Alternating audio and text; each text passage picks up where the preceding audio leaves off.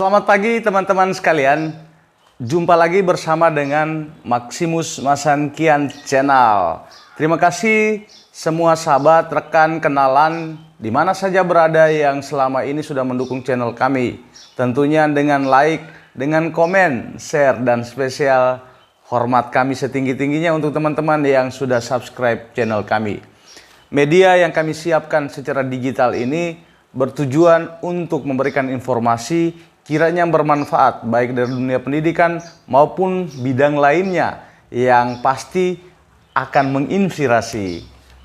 Pagi hari ini teman-teman sekalian, saya ingin sedikit merespon ya tulisan dari Pak Robert Bala, seorang guru hebat yang ada di Jakarta, penulis putra asli Lamaholot Lembata.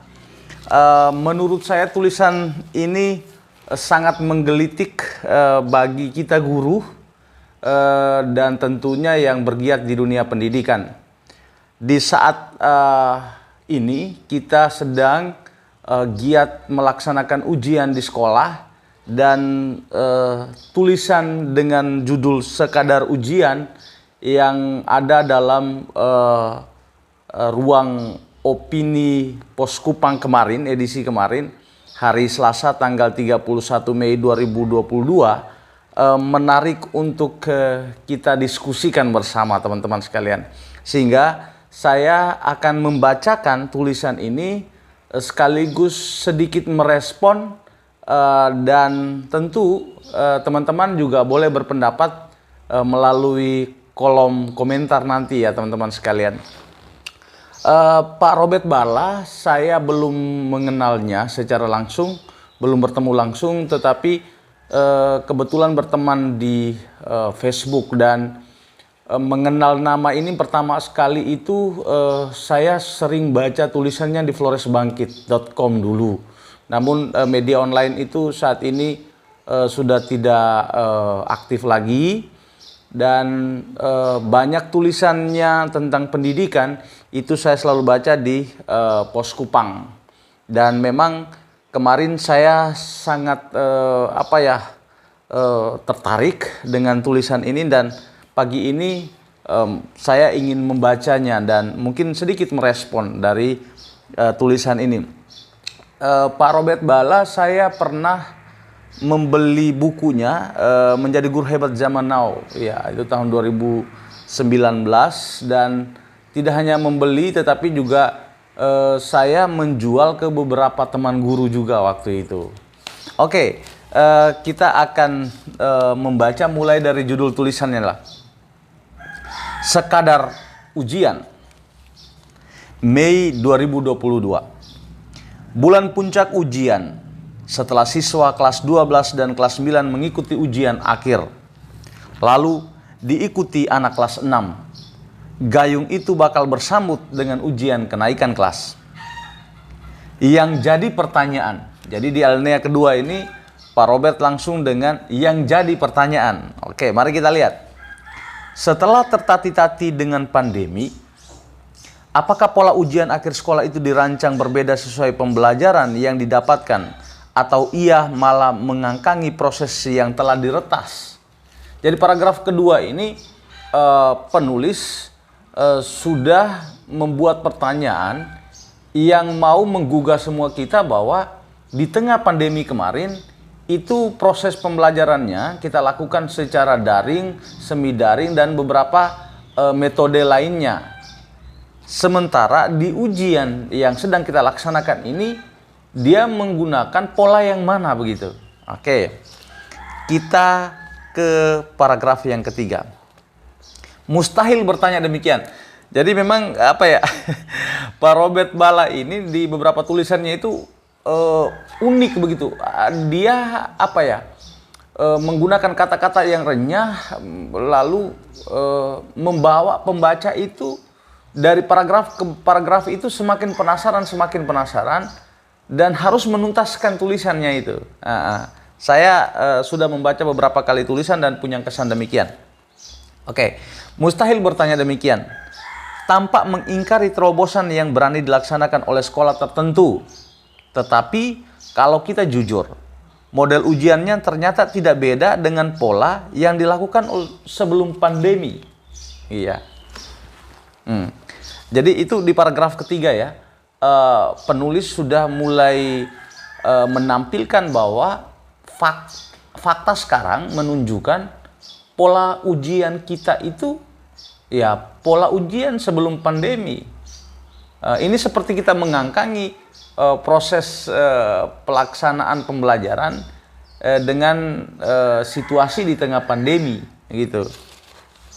Lihat saja, sejak berendahnya kasus COVID-19, sekolah sudah giat lagi dengan ujian praktik. Selanjutnya siswa kembali bergaul dengan buku teks demi menajamkan lagi kemampuan mengingat, memahami, dan menerapkan. Sementara itu, aneka pembelajaran berbasis proyek dipinggirkan. Disinilah terjadi keanehan. Jadi di paragraf yang kelima ini penulis sudah mulai memunculkan diksi seperti ini ya. Disinilah terjadi keanehan. Oke, luar biasa Pak Robert. Pada Maret 2020, Kemendikbud sangat gesit menghentikan ujian. Oke, kita sadar ujian bukan segala-galanya. Model ujian diyakini sangat teoritis, tidak mengena. Apa yang diuji bukan sesuatu yang telah dilakukan, tetapi sekedar teori yang coba didalami dan syukur-syukur bisa dipahami. Keanehan ini dibongkar. Dengan gesit pula, Kemendikbud menghadirkan kurikulum darurat. Di sana, materi esensial yang berkaitan dengan pengalaman hidup lebih diprioritaskan. Yang lain diyakini ketika materi utama dikuasai secara mendalam, akan muncul rasa ingin tahu yang membuat para siswa melengkapinya sendiri. Terobosan tidak hanya itu. Hanya ganti bulan sudah dihadirkan kurikulum prototipe yang katanya belum menjadi kurikulum resmi. Hal ini pula patut dihargai karena menunjukkan fleksibilitas tinggi tidak saja pada satuan pendidikan, tetapi Kemendikbud sebagai penentu regulasi akhir. Malah dalam hitungan minggu, si prototipe itu telah disahkan menjadi kurikulum Merdeka Belajar. Jadi bagaimana penulis punya catatan kritis konsistensi dalam menerapkan kurikulum. Ada bahasa di sini yang hanya ganti bulan sudah dihadirkan kurikulum prototipe yang katanya belum menjadi kurikulum resmi, lalu kemudian dalam hitungan minggu kurikulum prototipe ini telah disahkan menjadi kurikulum Merdeka Belajar. Nah, jadi ada catatan kritis di bagian ini berhubungan dengan konsistensi kita dalam menerapkan kurikulum. Sampai pada tataran ini, kita pun masih harus mengapresiasi terobosan yang ada. Yang jadi pertanyaan, apakah terobosan itu terbukti mengkerucut dalam ujian pada April, Mei, dan Juni? Nah, ini dihubungkan dengan pertanyaan di awal tadi dan gugahan di awal tadi bahwa prosesnya berbeda dengan pola ujian yang diterapkan gitu. Jadi kurikulum darurat, kurikulum Merdeka Belajar dan beberapa terobosan cepat gesit dari Kementerian Pendidikan, toh pada akhirnya kita melihat fakta di bulan April, Mei, dan Juni ini ujiannya masih pakai pola sebelum pandemi. Jadi ini penulis punya pikiran yang sangat tajam, sangat kritis terhadap fenomena perkembangan dunia pendidikan di negara ini. Berikutnya, disinilah persoalannya. Ya, jadi penulis sudah menarik satu benang merah bahwa ada persoalan di sana. Ujian yang seharusnya menjadi bagian penting yang perlu dirumuskan, mempertimbangkan proses sebelumnya dalam suasana pandemi, ternyata dibiarkan ditaswir sendiri. Masing-masing provinsi, malah kabupaten kota menaswir dan menetapkan sendiri. Di sana tidak saja ada variasi waktu pelaksanaan, tetapi juga model ujian yang kembali menguji teori seperti sedia kala. Kelas 12, 9, dan 6 sudah melaksanakan dan nanti diikuti juga oleh kelas lainnya dalam ujian kenaikan kelas. Jadi kekritisan penulis ini semakin tampak di sini bahwa proses ujiannya berbeda dengan proses pembelajaran di tengah pandemi. Kita masih gunakan pola ujian sebelum pandemi. Jadi ini semacam ada gap, ada persoalan, ada masalah di sini soal pola pembelajaran dan pola ujian dari pembelajaran yang kita lewati itu. Ada judul kecil dalam tulisan opini ini, dalam tubuh tulisan ya, ujian proyek. Kurikulum Merdeka Belajar secara formal telah menetapkan bahwa Project Based Learning (PBL) menjadi salah satu dari 3 karakteristiknya. Kuantitas proyek telah ditetapkan untuk di tingkatan SD, SMP, dan SMA/SMK. Untuk TK, lebih diarahkan agar menjadikan hari raya sebagai tema proyeknya. Dalam arti ini maka desain model ujian mesti bergerak seputar proyek. Hal ini bisa mencangkup tema proyek, realisasi proyek, dan model penilaian untuk ujian. Dengan kata lain, model ujian yang semestinya digagas lebih realistis dengan bertumpu pada model penilaian yang lebih bermakna. Tidak hanya itu, proyek yang dilakukan tidak sekedarnya. Ia telah digagas menjadi sangat kontekstual, tidak saja mengikuti tuntutan situasi dan perubahan zaman, tetapi dengan mengakomodir masalah kontekstual. 17 tujuan pembangunan Sustainable Development Goals (SDGs) dari PBB misalnya dianggap paling pas. Darinya, setiap siswa telah diarahkan sejak dini menjadi bagian dari solusi mengatasi persoalan global.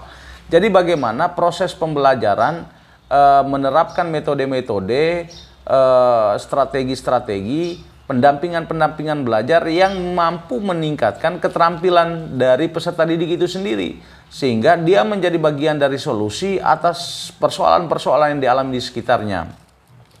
Ini catatan dari penulis. Ada pengerucutan tema seperti ini menyadarkan bahwa pada akhirnya sekolah akan sangat mengkerucut pada materi esensial yang kontekstual. Proyek itu pun tidak sekedar ada, ia digagas secara baik dan profesional karena bersifat khusus, dapat diukur, dapat dicapai, realistis dan fleksibel, yang disingkat SMART. Tidak hanya itu, hantaman pandemi telah menyadarkan bahwa pendidikan perlu sangat realistis dengan fokus pada materi esensial saja. Ada keyakinan bahwa dengan fokus pada materi hanya dibutuhkan oleh tahapan kehidupan pada setiap jenjang, tetapi juga memungkinkan adanya intensitas pendalaman materi yang memungkinkan fleksibilitas dalam mengadakan penyesuaian yang perlu. Jadi ini catatan kritis dari penulis ya. Bagaimana materi-materi yang kita jajalkan kepada peserta didik itu kemudian punya dampak pada kehidupan kontekstual yang nyata, yang memberikan dampak efek yang bermanfaat untuk kehidupan. Itu. Proses ini diharapkan mengerucut pada model ujian proyek. Di sana yang diuji bukan lagi pengetahuan yang telah dihafal atau teoritis tadi ya, kata penulis di awal tadi. Penjelasan yang telah dipahami dan kemampuan menerapkan, tetapi lebih jauh akan mengarahkan kepada model berpikir tingkat tinggi. Para siswa tidak saja menganalisis dan menilai atau mengevaluasi, tetapi juga dirangsang untuk bisa mencipta. Luar biasa, Pak Robert Balla ini sudah memberikan satu wawasan, memberikan satu mindset yang baik, dan mestinya kita sudah berani untuk memulainya. Kurikulum kita ya selalu berganti-ganti, dan tentu ada pakar-pakar yang duduk bersama dan merumuskan, kemudian didistribusikan, dan kemudian kita akan terapkan di lapangan. Tapi saya pikir sepakat dengan pemikiran yang disampaikan oleh Pak Robert Balla dalam tulisan ini, di mana kita tidak sekedar kemudian menganalisis, menilai semata atau mengevaluasi, tapi peserta didik kita sudah diarahkan untuk mencipta. Dan kalau kita ikuti model pembelajaran di luar negeri ya teman-teman sekalian, ya anak-anak SD sudah pada tahap mencipta, tidak lagi secara teoritis. Selanjutnya, ujian akan menguji kemampuan nyata bagaimana para siswa berkomunikasi, berpikir kritis, menjawab persoalan nyata, berkolaborasi untuk menyelesaikan sebuah permasalahan, dan akhirnya dapat menciptakan sesuatu sebagai jawaban atas permasalahan. Bila sampai di sini, maka ujian menjadi sangat bermanfaat dan diakui sebagai hasil paling menakjubkan di tengah pandemi ini. Tetapi apa benar demikian? Sambil berusaha menjawab pertanyaan ini, saya mendengar lagu Tommy J. Pisa berjudul Sekadar Ujian. Ia menghadirkan kontradiksi antara tingginya harapan di hati dan kenyataan yang terjadi dan terlukis sebagai beda langit dan bumi. Apakah itu menunjukkan bahwa ujian yang lagi kita buat sekarang sekedar saja? Kalau tidak, maka apakah kita telah belajar dari pandemi yang mengawal ujian kemudian baru memberikan penjelasan? Atau kita kembali ke model lama yang menghamburkan waktu untuk pembelajaran yang tidak efektif yang diakhiri dengan ujian yang teoritis? Wah, Pak Robert Bala, terima kasih banyak ya sudah mencerahkan kita semua. Saya pikir saya sepakat dengan pemikiran yang tertuang di dalam tulisan ini, dan kita realistis ya bahwa proses pembelajaran kita kemarin itu banyak dilakukan menyesuaikan kondisi di tengah pandemi. Namun hari ini kita secara sadar sungguh sedang melaksanakan ujian dengan pola sebelumnya. Jadi tulisan ini tentu menggugah sekali dan mudah-mudahan elemen terkait juga bisa membaca.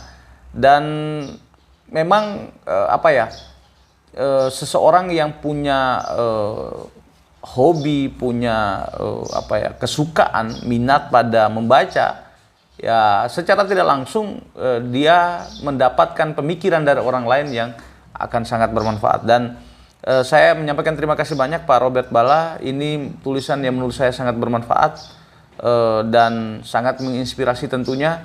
Salam ke Jakarta Pak Robert, mudah-mudahan saat pulang kampung nanti ada waktu kita boleh bertemu. Dan mohon kesediaan juga jika kami mengundang nanti sebagai pembicara yang bisa menggugah teman-teman guru di Kabupaten Flores Timur secara tatap muka langsung, juga bisa menyempatkan diri untuk hadir bersama. Terima kasih banyak, salam sehat, teruslah berjuang, teruslah berbagi dengan pemikiran-pemikiran melalui tulisan-tulisan di berbagai media baik online maupun cetak. Salam hormat dari Lewatana, Flores Timur, Nusa Tenggara Timur.